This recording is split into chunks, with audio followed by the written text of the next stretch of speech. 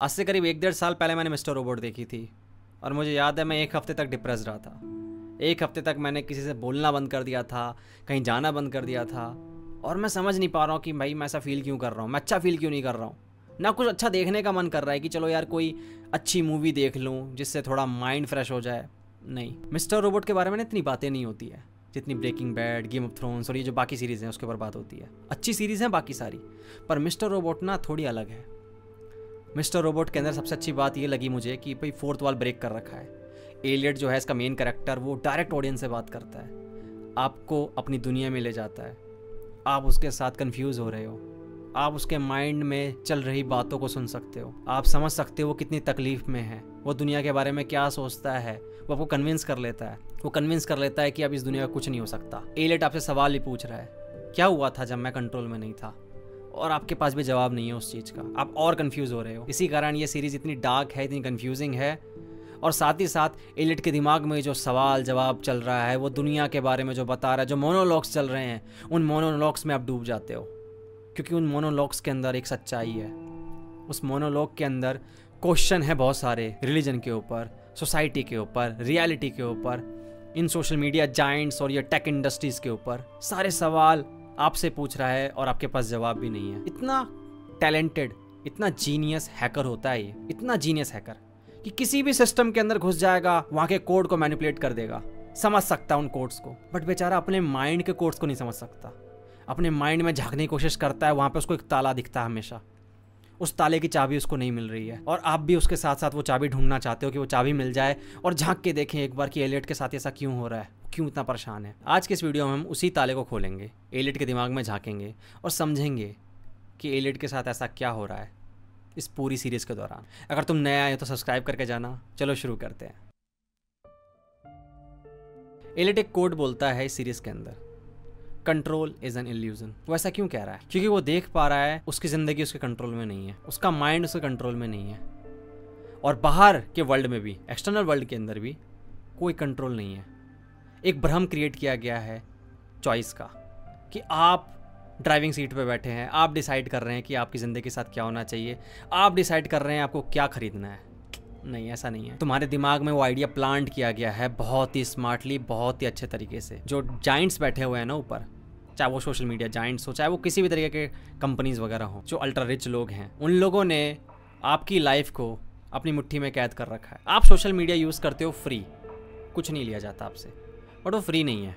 आपका डेटा आपसे लिया जाता है, आपकी प्राइवेसी आपसे ली जाती है, फिर उस डेटा का यूज़ किया जाता है आपको मैनिपुलेट करने के लिए, आपको कंट्रोल करने के लिए। आपके दिमाग में प्लांट किया जाता है आइडिया कि भाई आईफोन खरीदो और मेरा सेल्फी लो और देखो कितने लाइक्स मिलेंगे तुम्हें, लोगों के सामने तुम्हारा स्टेटस कैसा दिखेगा, तुम कितने कूल लगोगे। ईएमआई पे ले लो, कोई दिक्कत नहीं है। कितने लोग अफोर्ड नहीं कर सकते आईफोन? आप डेटा पढ़ने जाओगे तो आप देखोगे इंडिया के अंदर कितने लोगों ने ईएमआई पे ले रखा है आईफोन, जस्ट बिकॉज उन्हें कूल लगना है, उन्हें मोबाइल को उल्टा करके रखना है जब भी वो कहीं बैठे तो, और दिखाना है, देख भाई मैं, मेरी लाइफस्टाइल देख। और उसके बाद वो कहते हैं देखो मैंने डिसाइड किया कि मैं आईफोन लूँगा। नहीं ब्रो, तेरे दिमाग में आइडिया प्लांट किया गया कि वो कूल है, उसको खरीदने से तेरा स्टेटस जो होगा सोसाइटी में, लोगों की नज़रों में, वो ऊपर हो जाएगा। जो जाइंट्स वगैरह हैं वो डर बेचते हैं आपको, तो आप इंश्योरेंस खरीद लेते हैं और कहते हैं कि ये तो मैंने अपनी फैमिली के लिए लिया है, मुझे अपनी फिक्र है अपनी फैमिली की। तुम्हें डर बेच कर वो इंश्योरेंस तुम्हें बेचा गया है, फोमो क्रिएट किया गया है।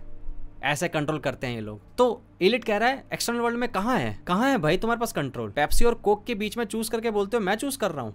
अबे दोनों कैफिनेटेड वाटर ही तो हैं, क्या फर्क पड़ता है क्या चूज करते हो तुम? दूसरी तरफ एलियट कह रहा है भाई इंटरनल वर्ल्ड में भी कोई वो नहीं है कंट्रोल मेरा, मुझे याद ही नहीं रहता मेरे साथ क्या हो रहा है। एक्चुअली में उसको डिसोशिएटिव आइडेंटिटी डिसऑर्डर है। अब होता यह है कि इसमें जो आपकी सेल्फ होती है ना, उसके बहुत सारे टुकड़े हो जाते हैं, अलग अलग पर्सनैलिटीज बन जाती हैं।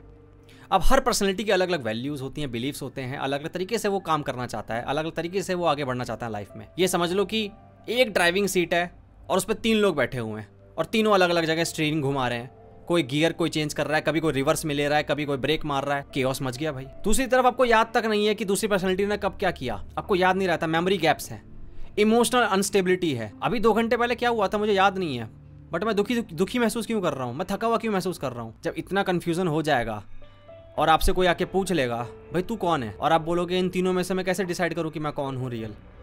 कोई भी कंट्रोल ले लेता है, और तीनों अपने अपने तरीके से देखा जाए तो रियल ही हैं, मेरे ही रूप हैं, तो कन्फ्यूजन तो क्रिएट होगा ही ना। फिर कैसे कह दोगे कि मैं कंट्रोल कर रहा हूँ सब कुछ? तो इंटरनल वर्ल्ड जो उसका है वहाँ पे भी उसका कोई कंट्रोल नहीं है। साथ ही साथ वो रियलिटी में भी शक कर रहा है अपने। वो कहता भी है कि भाई मैं अपने माइंड पे तो शक कर लूँगा, क्योंकि मुझे पता है मुझे मेंटल हेल्थ इश्यूज़ हैं, मुझे सोशल एंग्जाइटी होती है, मुझे डिप्रेशन है, मुझे DID है, ऊपर से पैरानॉइड भी है, तो ठीक है, समझ में आता है उसको। बट तब क्या, जब उसकी आंखें और उसके कान उसको कुछ और दिखाने लग जाए, उसको हेलुसिनेशंस हो रहे हैं, उसको विजन्स दिख रहे हैं, अब वो डर रहा है। अब वो डर रहा है कि जो मैं देख रहा हूँ रियलिटी के अंदर वो कितना रियल है, कितना फेक है, कुछ समझ नहीं आ रहा। और अगर मुझे पता ही नहीं है कि वो रियल है या फेक है, तो मैं कैसे कनेक्टेड फील करूँगा इस दुनिया से? इसी कारण वो दुनिया से इतना डिस्कनेक्टेड है, क्योंकि उसे पता ही नहीं है कि क्या रियल है क्या अनरियल है। किसी के साथ भी भाई ऐसी दुनिया में रहने के बाद नफरत पैदा हो जाएगी। कैसे कोई प्यार कर लेगा इस दुनिया से? पूरी सीरीज के दौरान आप देखेंगे एक भी मोमेंट ऐसा नहीं है जहाँ पे आपको एक खुशी का मौका मिलेगा कि हाँ भाई एक ऐसा मोमेंट आया जहाँ पे आप थोड़ी देर के लिए स्माइल भी कर सकते हैं। अगर आपने सीरीज़ देखी है तो आपको समझ में आएगा कि एलियट के जो पापा होते हैं वो भी गुजर जाते हैं, क्योंकि ई कॉर्प जो होती है एक ऐसी कंपनी होती है, करप्ट कंपनी होती है जो कि अनएथिकल प्रैक्टिसेस कर रही होती है, जिसके कारण जो एलिट के पापा होते हैं उनको ल्यूकेमिया हो जाता है और वो इस दुनिया से चले जाते हैं। तो एक नफ़रत वहाँ से क्रिएट होती है इस दुनिया के लिए एलिट के दिमाग में, और दूसरी तरफ उसका डिप्रेशन, उसकी सोशल एंग्जाइटी लोगों से दूर रख रही है। ये वैसा ही होता है कि आप दुनिया से मिलना चाहते हैं, आपको बस इतना करना है कि आपको अपने जगह से उठना है, गेट खोलना है और बाहर जाना है। लेकिन आपके पैरों ने जवाब दे दिया है, आपके पैर उठना नहीं चाहते और आपको समझ नहीं आ रहा क्यों। और किसी को भी ऐसे मेंटल हेल्थ इश्यूज़ होंगे तो ऐसा ही वर्ल्ड व्यू पेंट होता है, ऐसी पिक्चर पेंट होती है दुनिया की, एक नाइलिस्टिक, कि अब इस दुनिया का कुछ नहीं हो सकता, ये दुनिया बेकार है, कोई मतलब नहीं है इस दुनिया का। इस सीरीज़ की ना काफ़ी मेंटल हेल्थ प्रोफेशनल से भी तारीफ़ करी, क्रिटिक्स ने तारीफ़ करी है कि बहुत अच्छे तरीके से दिखाया गया है कि जब किसी इंसान को ऐसी प्रॉब्लम्स होती है, मेंटल हेल्थ इश्यूज़ होती हैं, तो उसके साथ क्या होता है और कैसे वो डील करता है दुनिया से। अब एक ना सीरीज़ आई थी अमेजन प्राइम पे, ब्रीथ इनटू द शैडोज़। अगर आपने नहीं देखी तो बता देता हूँ। उसमें भी ना अभिषेक बच्चन होता है और उसका करेक्टर होता है अविनाश। तो उसको भी ये DID होता है और उसका जो दूसरा करेक्टर होता है, दूसरी पर्सनैलिटी होती है, उसका नाम था जे। पर जो जे होता है ना वो क्राइम करता है, वो किडनैपर बन जाता है, वो उल्टी सीधी हरकतें करता है, जिसके कारण जो मेंटल हेल्थ प्रोफेशनल्स वगैरह थे उन्होंने इसकी बुराई करी थी कि तुम यार एक तो वैसी मेंटल हेल्थ के ऊपर बात नहीं होती है और तुम ऐसी किसी को डिसऑर्डर दे दो और उसके बाद उस इंसान को बुरा बना दो, उसकी पर्सनैलिटी को।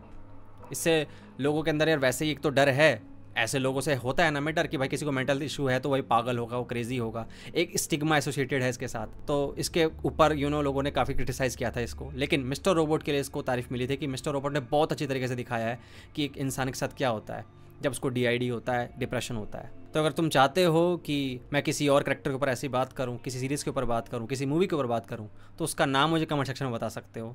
आज के लिए इतना ही। Thank you so much for watching. Have a great day.